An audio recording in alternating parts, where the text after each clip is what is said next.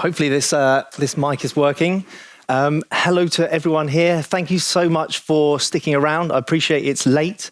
I'm one of the sort of the final panelists, but certainly a very exciting panel from my point of view.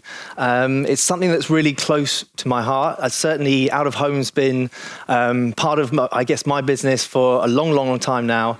And programmatic's been an incredibly exciting sort of development and innovation in our space.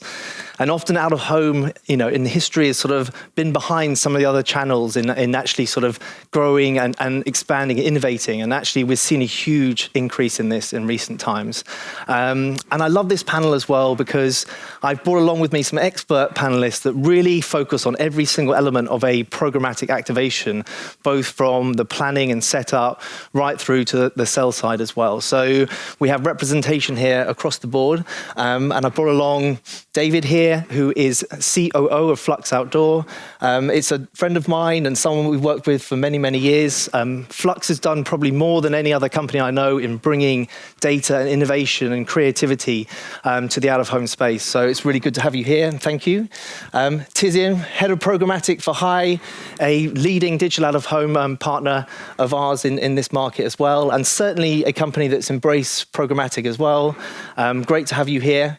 And also, Boris, welcome. Thank you very much for coming. Boris is Programmatic Director at HYGH by Azerion. Certainly, again, an omni-channel DSP that's really embraced the programmatic space, growing very fast globally, and certainly right involved in this kind of growth of international activation with the programmatic approach. So what we're really seeing here today is something that I think is really interesting because what we're starting to see now, and my background's been in and out of home, is really this kind of breaking down of borders. And I think there's not a lot of people that kind of realize the scale in which you can activate programmatically to date. And certainly, hopefully, this visual kind of brings it to life.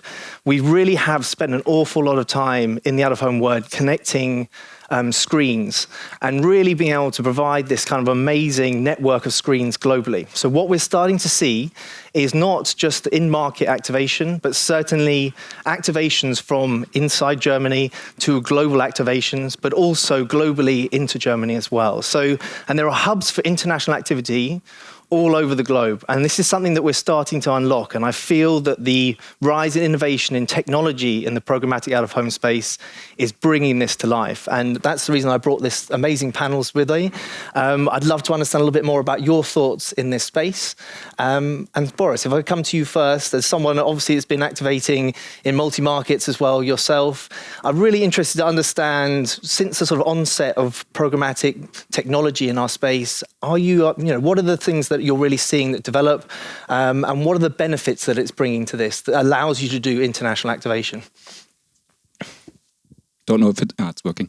Yeah, thanks, Will, for the question. And so, in my opinion, one of the biggest benefits of DSPs, which have a strong footprint in digital out of home, is definitely the planning tool, which out of home DSPs offer. And what you can see here, for example, you see a map where all the screens around the globe are visible. And with one click, you can access all screens which are bookable programmatically. And from this, you see it's a massive scale. And from this point, you can start your planning. So you can apply filters like geo, so it can be country or it can be city, or it can even be lists where you can target around stores. You can apply audiences which are over-indexing in certain areas. It's very convenient to use this as a starting point for the planning. So. Agree. Certainly the inventory discovery for me is, I think, incredibly important. I think when we're starting to bring new people into the space that are not just out-of-home specialists, and I felt like this channel's always been limited to those specialists. And you're starting to sort of build together these two forms of specialism, which is the out-of-home and the programmatic world. So to bring the digital traders into our world, they need to be able to visualize it. And I totally agree, these planning tools that are being built by DSPs like yourself are really allowing people to sort of visualize the inventory. Tizian, same question to you really, certainly from the sell side and the media owner aspect, what sort of these sort of technology bridges that are allowing you to sort of open yourself up to global audiences? Yep. Well, programmatic enables a completely new way of planning and the strategy. So it is a completely different way. You also go and have a different view on the screen, on the media itself. So the difference is if you want, for example, choose or select single screens, and you can see here at this map how many screens you have over the whole world, it's very hard to know the touch point. So what programmatic brings is a completely new way. Instead of looking at a touch point where you expect people to be, the way is now to work with data where you can actually select because of people who are really at this single screen. So that's a new way of strategy and planning we can see. And this is something with data you can work international because you don't have to take time for every screen, for every touch point to understand it at this way. And do you feel that now these sort of connections been made, obviously, working with SSPs, but also allowing those connections to multiple DSPs globally has kind of allowed, I guess, open up your inventory to these audiences?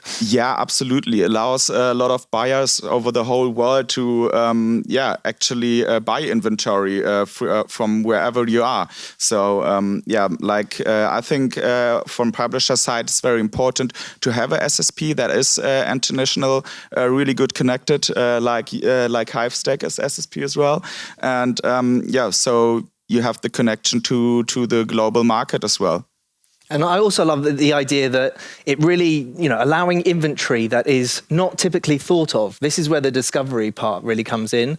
So typically you get some certain formats and environments that sort of tend to get booked, but now we're going to open ourselves up to new and exciting different formats that bring different qualities, context, and allow people to be targeted throughout every touch point throughout the day.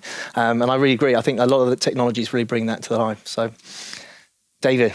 Onto something that sits in between those two sort of sides, the demand side and the sell side.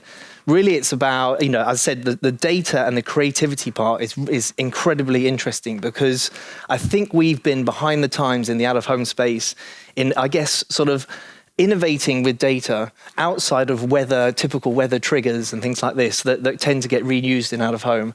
How do we align ourselves more with the digital space, bringing kind of new data to allow it to activate in real time, but also the sort of creativity side of it as well? Yeah, well, we are essentially the ugly stepsister in the rise of programmatic in digital out-of-home. Sorry, stepchild, let's say. I say that because we're not a conventional part of the ecosystem. We're not a sell-side platform. We're not a buy-side platform. But we do occupy a really important part of the ecosystem, which is all about scaling contextually relevant ads.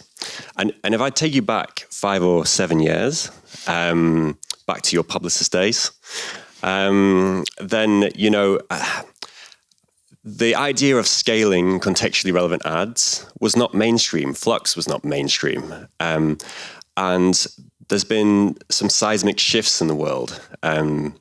COVID, the final deprecation of the cookie has pushed forward programmatic. And what that has meant is it's given us a platform to be able to do amazing contextually relevant campaigns at scale. So, an advertiser now, a supermarket, can use product feeds in dynamic ads, for example. Lots of different products in different markets, different prices for those products across those different markets. You can manage that from a central place. It's localized content across multiple geographies from a single place. And then leading on to live event data, you can now hone in on the sentiment of a local area. So a big event, a big sports event, there's one coming up soon. I'm sure we'll talk about it again. But in that moment, there is one winning side and there is one losing side. Let's commiserate where we need to commiserate and congratulate where we need to congratulate. That's all possible now. Yeah, I totally agree. And I think That's the bit that I love, is all of a sudden now you're looking at two, not just within a market itself, you're looking at a global aspect, the data that kind of allows you to access people's behavior in location. And we know how they think and feel based on all the little data triggers that we now have available to us to understand that kind of behavior and location. And to be able to respond to that in real time has been the massive step change in out of home that I think we needed.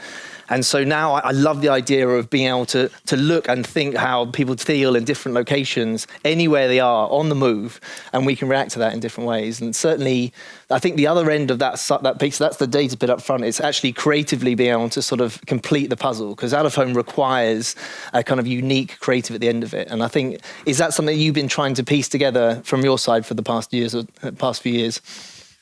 I'll talk to this in I'm sure in a few moments, but the big challenge, I think, and we'll get onto challenges, but the big challenge is treating all dynamic content as one.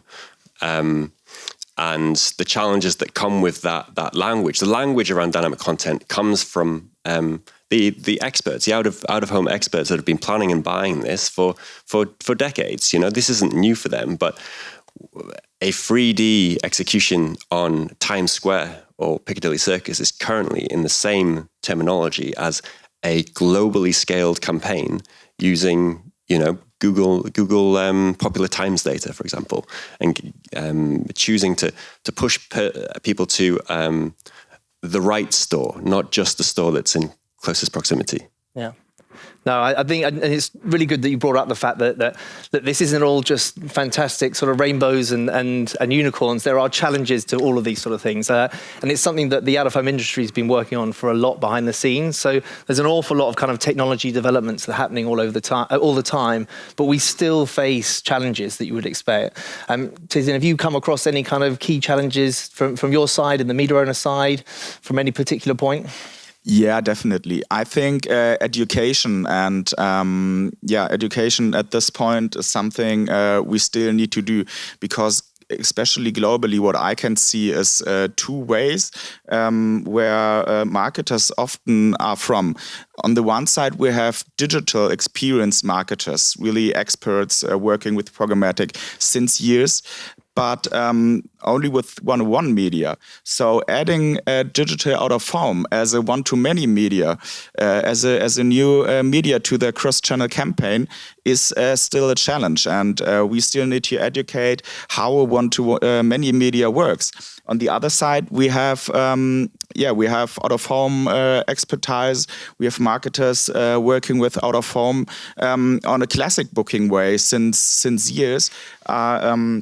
Having a lot of expertise on this point, but adding now programmatic as a new booking type, trying to get more innovative. And what I think is that we should also show all the innovations we can even do with programmatic, and show up and educate.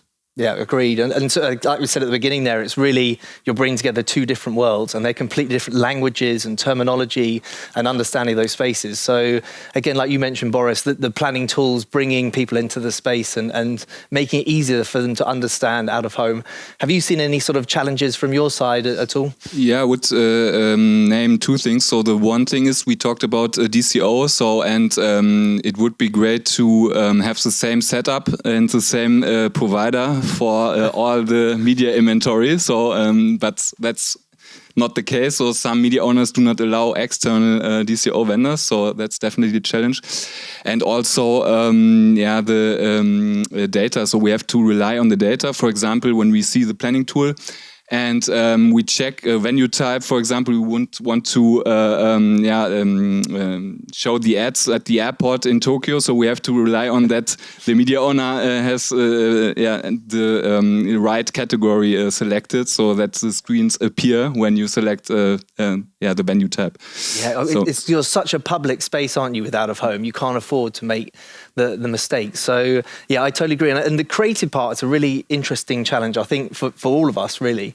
Because I think a lot of the time now we're bringing new buyers into the space. And so where there are standardized formats in most online worlds, actually what you see in out of home, I take South Africa as a good example. We've done some work before that in the past. You could have anywhere up to, just in the roadside environment, anywhere from 10 up to 150 different specs for out of home.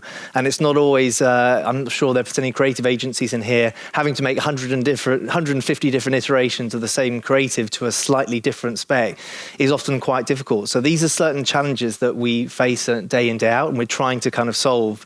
But we really need to solve because we want to bring as many people into that space. But it's an understanding of really what's required for out of home that's different to the digital space. So those are the kind of connections that I think we're trying to make. Just from my point of view, I'm really interested because I know all of us have had different experiences of very specifically international activations. Are there any kind of activations that you've been proud of and have been sort of a great case study for international activation at scale? And can you share some of those experiences? David, shall I go first with you? Sure. I guess the one that comes to mind, just talking about a very public space and number of formats. So if you cast your mind back to 2022, a leading games console manufacturer was doing a link up with FIFA, as it was called then. It was the last year of the video game being called FIFA. They had it. They really needed to make a big push in 2022 and for FIFA 2023. And they wanted to really encapsulate the World Cup. So the World Cup was in Qatar that year, and they wanted to be able to, on a global scale, commentate on what was happening at that event in the same way that you would on Twitter, now X. So ultimately, they wanted to, as soon as a goal was scored, a team lost, a team won, as soon as a particular team had a really great run of form, Morocco did really well to get to the semi-finals in the World Cup, as did the USA. They went the distance as well. They wanted to be able to champion what was happening in real time in each of these markets and have that localized sentiment. Now, the challenge here was that we were working with 10 different geographies, 10 different markets. Each of them had their own demand-side platform preference. So we're working with 3 or 4 different DSPs, 7 or 8 supply-side platforms, 45 different media owners globally, and on the subject of screen sizes, over 100 screen sizes, and ultimately tens of thousands of different unique versions of this ad that were going out all over the world. And it's simple then. It was a real watershed moment in terms of what can be done to scale contextually relevant ads using programmatic technology. Amazing. Yeah. And a success at the end of it? Fantastic success, yeah. And we're really looking forward to every other major sports event coming up soon. Well, I was going to say, that's just from obviously the Euros that's happening soon. This is something obviously that we love to see more of in the out-of-home space, is the kind of reactions to this on a global level. It has global appeal. It's not just local here. And certainly be able to bring that into the out-of-home space alongside your existing screen solutions is really what we're pushing here as well. Tizian, what about you? Actually, I really like every campaign coming from the automotive area because I know how it was getting then from agency side to book programmatic campaigns. So I'm really happy over every booking from an automotive client. So this is really nice. But my favorite client was actually in the last year Lululemon. Lululemon is a sport clothing manufacturer. A brand that also has a store in Berlin, or I mean 2 stores in Berlin. And what they do is booking globally, around the stores they have, and making full visibility with screens, with digital out-of-home screens around the stores. I don't have a case study in form from numbers or anything, but this is a campaign I really like. I think it was interesting because we talked about that campaign before, and actually what was great about it, I think, was it was just out of home. So they didn't have brand penetration in Germany at that stage. It's very much a kind of more the UK focus, but to be able to actually launch just with out of home at that stage was really good, and programmatically, which is a big step and certainly quite exciting. So for sure. Boris. Yeah, I can share a great campaign. We went together with d3con, and so it was a client from the Middle East, a tourism client, and they wanted to promote their destination, and they ran the campaign over a few markets in Europe. And the question was, how can success can be measured? So not only showing how many contacts have been generated over the campaign, but how successful was the campaign. And there are several new options today, so with new data, and you can run, for example, a brand lift study directly into the DSP. And how does it work? So you collect the mobile IDs from the smartphones around the screens, and then you can put them into a segment and show them a questionnaire on their mobile phone. So this was for the exposed group, and then you have a control group and compare these groups. And so you have branding KPIs like consideration rate, brand recall, and there was an uplift in all markets. And the good thing is you can even compare the results in the different markets. So it was Well, you bring up a major point there, which is something that's unique to programmatic digital out-of-home delivery, which is measurement. So that's really closing the loop. So we've been talking about setting up from a data perspective, the buying side through DSPs, selling through SSPs, digital creative aspect of it, but also at the very end is about measuring success and whatever metric that might be. And that's something that only the programmatic approach to activating digital out-of-home can bring. And certainly there's been leaps and bounds in that. And I love the fact that it sits within the platform. So it's no longer kind of exporting it to an Excel spreadsheet or a PowerPoint presentation. Everything sits in platform, and also being able to do it over an extended period of time. So what we want to get away from, I think, is really that 2-week, 4-week activation that you see in out-of-home. It tends to be quite consistent, just where the out-of-home used to be bought. But now we want to try and align ourselves with the digital world, the other channels that exist in that space. And I'd love to see more always-on campaigns, measuring brand health metrics or footfall lift over time and optimizing. And these are the big things that a programmatic activation brings. One that I guess sort of wrapping up, and the last sort of section here is really about, there's a lot of people, I guess, from different backgrounds in this audience. Any brands out there that you might be talking to? Is there anything that you want them specifically to take away from this sort of panel? Like, if there's one key thing that you think is sort of exciting and an opportunity for brands in this room, what would you say it would be? David? My key takeaway is let's change the language around dynamic content. Not all dynamic content is equal. As I was saying earlier, it's the terminology around relevance and dynamic content in particular is currently associated with everything from a huge and really impressive 3D execution on Times Square or Piccadilly Circus, and a really globally highly targeted campaign scaled across multiple markets. And that comes with implicit challenges, especially as we know how complex it is to get a dynamic campaign off the ground. So my takeaway is to not treat all dynamic creative executions the same, because there are some things that can be scaled very quickly within a week. The use case earlier I was talking about, calling out the nearest store, but taking that further and using popular times data from Google, for example, to outline which store is the perfect store in this moment on this ad to send people to. So, which one is busier? Which one is going to have a better experience for that consumer? So that can be scaled globally in a matter of weeks. The other hand is a lot more stakeholders, a lot more craft involved. Cool. Don't I mean, really you're saying that the I guess the ambition as well for you for some time was almost making every impression we serve relevant, and I get that sentiment completely. So, Tizian, you. Yeah, nothing to add about creatives and DCO from you, David.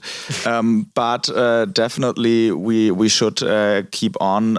Like what I told before, like getting more knowledge into the market as well, and also show the possibilities we have, the innovation we can use on a one-to-many medium.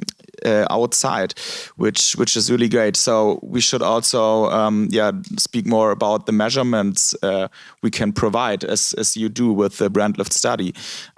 Also about the targeting possibilities we have. So I think if we still keep growing on these points, we really have a medium that is one of the most innovative right now.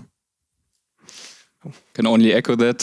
So now we have the possibility to reach screens around the world, and it's very convenient. So we have a lot of new data which coming in, which you can use for planning, for targeting, for measurement. So let's do it. Agree. And final thoughts from me. Certainly you might have seen the images there before of the different screens that are available to you now as you move through different cities. And all of those experiencing, again, as I mentioned before, different behavior in front of those locations. So you saw a number of key cities a second ago. It was lovely to see out of home be part of an agnostic screen solution that includes all screens. And I think out of home has suddenly put itself at the forefront of these really exciting sort of screen solutions. And I'd love to see more of them. And thank you so much to everyone here. I'm wondering if you've got any questions at all. I don't know if it's on a panel or just from the audience. We got one question. Yeah, absolutely. All right. How do curated deals work? Can you set them up for multi-market, multimedia owner? I don't know if anyone wants to take that one. No, I'm happy to take it as well. So, well, certainly, look, curation, I think, is a really exciting development in our space. I mean, the answer to the question is yes, it can be done multi-market. And this is where I think it becomes very interesting. We mentioned the Euros before. These will now be a curated deal by market that has the same strategic layers in every single market, consistency of deal creation, reporting and measurement across markets. So the answer is yes. I mean, curation I think is really exciting because also I think curation opens up to new media owner possibilities. So, you know, when you do your inventory discovery, there's going to be lots of additional media owners that sit within there that aren't typically thought of for these activations, but are perfect for targeting certain audiences at certain times of day of week, etc. So the curation part is certainly new to out of home, but very, very exciting and can be done globally. So yes is the answer to that. I think that was the only one. Did anyone else have any other questions? Otherwise, we'll wrap up. Oh, yes. What would you recommend agencies for developing more knowledge, also especially about publishers in different countries? Because I get your point that DSPs definitely make it easier to use data and inventory and have it here in a DSP to book. But we're still facing the challenge that, for example, at this stage now for programmatic digital out of home, we have to place budget for different publishers because we are not working with, for example, auction-based deals, and it's really hard for us to know what budget we have to put on different publishers because we don't know the market standards in different countries. Very, very good question. Does anyone want to take that at all? Yeah. I can maybe especially take on the first part of your question about educating. This is more especially for digital agencies. What I mean that are not into the out-of-home market. So what I mean especially that we need as out-of-home experts also like to educate more and to build more knowledge about out-of-home to the digital parts. So like how a one-to-many media works, actually that you need a kind of doubling contacts if you, for example, talking about a frequency capping or something, that you have to work with it on a different way, and that you bring a new way, new perspective in a cross-media campaign if you work or if you implement digital out of home into a cross-channel campaign.